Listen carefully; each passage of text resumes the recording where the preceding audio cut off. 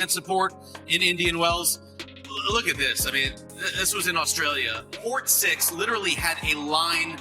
I know I'm exaggerating, but it went for miles at the Aussie. It was wild scenes there. Allie, can you remember a women's star who gets this type of support wherever she goes? Yeah, well, Taylor Swift. I mean, At just 21, a Filipina is doing what world number ones and Grand Slam champions can't: packing stadiums, crashing ticket sites, and forcing tournament organizers to rethink crowd control. This isn't just hype, it's a movement. Analysts are now debating a wild question. Is she the biggest draw in women's tennis right now? Not the highest ranked, not the most decorated, the biggest attraction. That's a completely different conversation. So let's settle it. Has Alex Eala already become the most electric name in the sport today? Drop your take below. I'm genuinely curious. you know, I'd have to say maybe a little bit of Sonia Mirza. Back in her heyday, obviously the Indian fans took to her and they followed her all around the globe. Obviously not to this extent, and I think the ceiling that Alex Eala has is obviously that much higher. And I'm going to bring in a little boxing here because my dad wanted me to be a boxer, but I chose tennis. But Manny Pacquiao. Good call. Manny Pacquiao, we saw him when he, was at the top of his game. And alongside Roger Federer, he actually had more prize money. So I think that if Eala, can keep doing well with her tennis, who knows? The sky's the limit on the court, off the court. I mean, she could be rolling in it, if you will. Let's start with a number that sounds completely fake. Alex Eala's pre-tournament press conference at the 2026 Australian Open pulled 171,000 views. Novak Djokovic, 80,000. Aryna Sabalenka, 9,000. Read that again. The world number one, a multi-Grand Slam champion who overwhelms opponents with raw power, drew just 9,000. Eala drew nearly 20 times that. This isn't a slight, it's a statement. Because in a sport obsessed with rankings and trophies, those numbers reveal something bigger: attention. And right now, nobody in tennis is pretending that statistic is normal or accidental. She's got a smile that lights up a room too, And I remember last year when she beat Iga Swiatek, and she kind of did it with a lot of grace and humility, And it was really, for me, it was terrific to see her take that match and watch her play after that, and watch her try to continue to progress. Because I like her game. Obviously. She wants to get better than where she is now, the 32 in the world, but she's got a lot of good hand-eye coordination and ability to take the ball early and redirect. But the fan stuff is always fun for me, because whenever you see players from smaller countries, the fans are so passionate when they get up to the top. It's interesting, Ali mentioned Sonia Mirza. She has nearly 13 million followers on Instagram. That's 5 million more than Carlos Alcaraz, and nearly as many as Alcaraz and Sabalenka combined. So that's how big Sonia Mirza is, was, and will be. But Eala going to be seeded for the first time at a 1,000 to find out who she will play in the second round. Check out. This is what the expert conversation around Alex Eala sounds like in 2026. Not cautious, not diplomatic, not wrapped in the usual tennis media language about bright futures and steady progress. That phase is over. The tone has shifted. Former pros aren't whispering anymore, they're saying it plainly. Recently, former ADP players Sam Querrey and Steve Johnson posed a question that's been floating around locker rooms and broadcast booths. Is Alex Eala the biggest draw in women's tennis right now? Johnson didn't hedge. He didn't soften it. He said yes. That answer deserves context. Biggest draw is not a synonym for best player. It's not about rankings, seedings, or trophy cabinets. It's about gravitational pull. Who fills seats? Who overwhelms ticketing systems? Who forces tournament directors to rethink crowd control before the first ball is struck? On that metric specifically that won the case for Eala in 2026 is difficult to dismiss. To understand how this discussion escalated, you have to go back to the Australian Open. That's where the shift became undeniable. The scenes around Eala's matches were described as chaotic in the best possible way. Lines wrapped around walkways. Overflow crowds gathered hours before play. A player ranked outside the top 30 generating the kind of buzz usually reserved for quarterfinal clashes between top seeds. It didn't align with the standard hierarchy of tennis. It felt disproportionate, and that was precisely the point. The Filipino fan presence wasn't just large, it was organized, vocal, unified. It sounded less like a traditional tennis crowd and more like a concert audience waiting for a headliner. Flags, chants, a shared rhythm. For seasoned observers, it was familiar in spirit but not in scale. Passionate nations have always backed their stars. What felt new was the magnitude and consistency of the turnout wherever Eala appeared. When analysts searched for comparisons, they reached beyond tennis's current landscape. One name raised was Sania Mirza, a legitimate benchmark. At her peak, Mirza drew traveling Indian support across continents. Her digital footprint exploded well beyond traditional tennis demographics. Today, her social following still sits near 13 million, numbers that rival or exceed many top-ranked players globally. That's cross-cultural influence, not just athletic success. And even with that comparison on the table, experts suggested Eala's ceiling could be higher. Another reference point? Manny Pacquiao. That comparison tells you everything about how far this conversation has traveled. Pacquiao, at his height, wasn't simply a champion, he was a national event. Fight nights altered daily life in the Philippines. Streets emptied. Televisions flickered in unison. Commercially, he operated in the financial orbit of global icons like Roger Federer. When tennis analysts start invoking Pacquiao, they're not talking about forehands. They're talking about national identity and mass mobilization. And it's important to note, these parallels aren't being drawn by overzealous fans. They're coming from former professionals and seasoned analysts, people trained to resist exaggeration. That shift in tone matters to what's actually driving this. First, the story.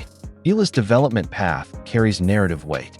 She trained at the Rafa Nadal Academy, leaving home to immerse herself in one of the most demanding developmental systems in the sport. She captured junior Grand Slam titles, then entered the most unforgiving transition in tennis, converting junior dominance into WTA legitimacy. History is littered with junior champions who never replicate their promise on tour. The professional pipeline is ruthless. Eala survived it, and she did so under the watchful eyes of a nation that saw itself reflected in her climb. When she defeated a reigning world number one, it wasn't just an upset. It was a recalibration moment. But what amplified the impact wasn't only the win, it was the aftermath. The composure, the restraint, the absence of theatrics. She understood the scale of what she'd achieved without needing to dramatize it. In a media ecosystem built on exaggerated reactions, that kind of grounded response stands out. It builds trust. It builds loyalty. Second, the market she represents is enormous and historically underleveraged in tennis.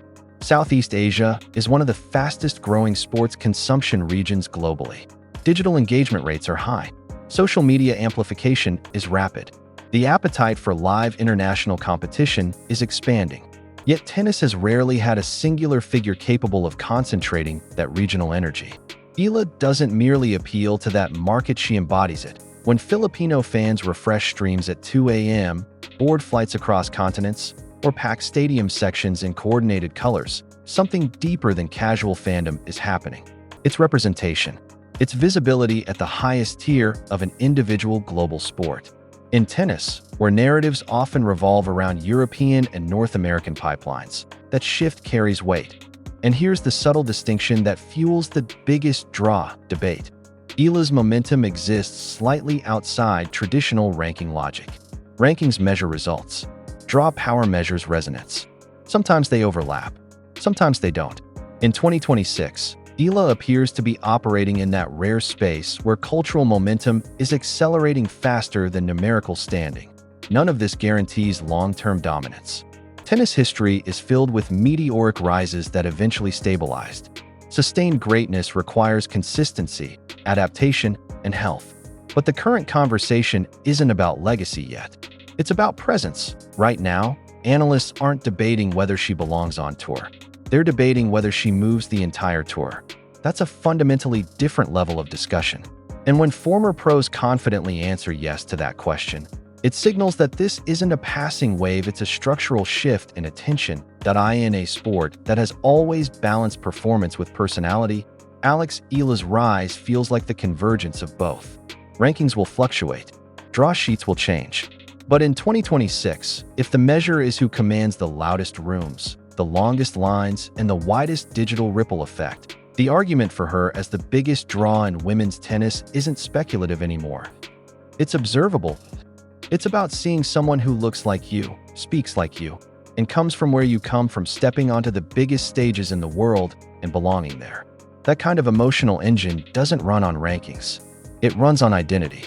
And in the 2026 sports landscape, where media cycles are instant and narratives spread globally in seconds, identity travels faster than almost anything else. That's a huge part of what's happening around Alex Eala right now. But here's the key point. This isn't influence floating without substance. Her tennis is real. Strip away the cultural momentum and the crowd noise, and the technical foundation holds up. Coaches have consistently pointed to her hand-eye coordination as elite. She takes the ball early, often robbing opponents of recovery time. That early contact allows her to redirect pace and reshape the geometry of a rally before the other player can reset their positioning. It's not just flashy shot making, it's structurally disruptive tennis. The kind that forces higher-ranked opponents into uncomfortable court patterns. That matters. Because popularity without performance is a short story. Performance gives the story chapters. She entered 2026 with tangible momentum. A deep run in Dubai signaled progress, not promise. By late February, she had climbed 16 ranking spots to reach a career high of world number 31. That jump wasn't symbolic, it earned her a first-round bye at Indian Wells Open, one of the most prestigious combined events outside the Grand Slams. And she arrived there with a 10-6 season record. That number isn't decorative. It tells you she's competing consistently, winning matches, and building week over week. This is not a viral player who dominates timelines, but disappears in scorelines. The on-court trajectory is rising at the same moment her public profile is exploding. Each reinforces the other. Now zoom out to the business side, because that's where things get especially interesting. Tournament directors in the Middle East and Southeast Asia have openly compared her drawing power to Manny Pacquiao. That comparison isn't casual. Pacquiao at his peak wasn't simply an elite boxer, he was a national phenomenon. His fights altered routines across the Philippines. Businesses paused. Streets emptied. When tennis executives reach for that analogy, they're talking about mobilization at scale. Even Novak Djokovic, a player who has seen every type of hype cycle imaginable, described the surge around her as a good problem for tennis. That phrasing is revealing. When a 24-time Grand Slam champion frames your fan base as a logistical challenge for the sport, you've entered a rare category, because the attendance patterns aren't theoretical, they're operational. Venues have reported larger than expected crowds for her matches. Organizers have had to adjust access routes, security flow, and seating management for early round appearances by a player ranked outside the top 30. That mismatch between ranking and demand is precisely what fuels the biggest draw conversation. Next up is Indian Wells, and the expectation among those tracking ticket data and travel trends is clear. Filipino fan support will arrive in force. The diaspora effect is real. When she plays, it feels less like an individual match and more like a coordinated turnout. One comparison analysts continue to revisit is Sania Mirza. Mirza created a blueprint for what it looks like when a player from a non-traditional tennis market becomes a global cultural figure. Her influence extended beyond results. Her following, still hovering near 13 million on Instagram, exists because she symbolized representation for millions. She wasn't merely a top player. She was a bridge between a sport and a massive, passionate audience. The argument now being made openly, not cautiously, is that Eala's ceiling in that dimension may be higher, and the numbers lend credibility to that framing. A press conference drawing 171,000 views compared to Djokovic's 80,000 isn't noise. It's data. It signals curiosity, loyalty, and momentum converging at once. Audiences vote with clicks long before they vote with ticket purchases. In her case, they're doing both. Then there's the social media factor, the environment where the next 2 decades of sports commerce will be decided. Eala belongs to the generation native to short-form content, real-time engagement, and behind-the-scenes storytelling. Her match highlights circulate quickly. Interview clips resonate. Her reactions feel unscripted but composed. That combination, authenticity plus poise, translates exceptionally well on digital platforms. One analyst described her smile as something that lights up a room. It sounds like a soft compliment. In today's attention economy, it isn't. Warmth and charisma are conversion tools. They determine whether a moment becomes a viral loop or disappears into the algorithm. In recent years, Coco Gauff established a modern template. A young women's player with elite results and mainstream crossover appeal. Grand Slam champion. Top 10 presence. Cultural relevance beyond tennis. What's striking is that, in specific Southeast Asian markets, Eala is already matching or in some engagement metrics surpassing Gauff's digital traction. That's significant. The ranking gap is real. Gauff has the resume, but the attention curve around Eala isn't behaving like the curve of a number 31 player. It's behaving like something structurally larger. This is where traditional tennis logic starts to bend. Rankings have always equaled influence, at least approximately. In her case, that equation is loosening. Influence is accelerating ahead of seeding. What does this mean going forward? She's 21. That alone matters. Physically and technically, players at that age still have developmental runway. If her results continue trending upward, more deep runs at major events, more wins over top 10 opponents, more consistency converting close matches, the ranking could realistically move from 31 toward 15. From 15 toward 10. Now imagine that ascent happening while her cultural profile continues expanding. That combination, elite performance plus national movement level support, would be rare. Not just a star with fans, an athlete functioning as a sustained global event. Experts keep returning to the same phrase. The ceiling is very high, but what's perhaps more impressive is the floor. In early 2026, the baseline reality is already strong enough to force tournament directors into contingency planning. Strong enough for former champions to reference boxing icons. Strong enough for established legends to call her momentum a good problem. 2 years ago, this scenario wasn't widely predicted. Now it's being analyzed seriously by insiders who make careers out of skepticism. Alex Eala is no longer just a tennis storyline. She's a viewership storyline, a commercial storyline, a cultural storyline, and yes, a crowd management storyline, which might be the most flattering problem an athlete can create if her on-court rise continues to align with her off-court surge. The women's game could be witnessing the emergence of something uniquely modern, a top-tier competitor powered by one of the most passionate sporting audiences in the world, amplified by a digital ecosystem built for momentum. That's not hype. That's trajectory.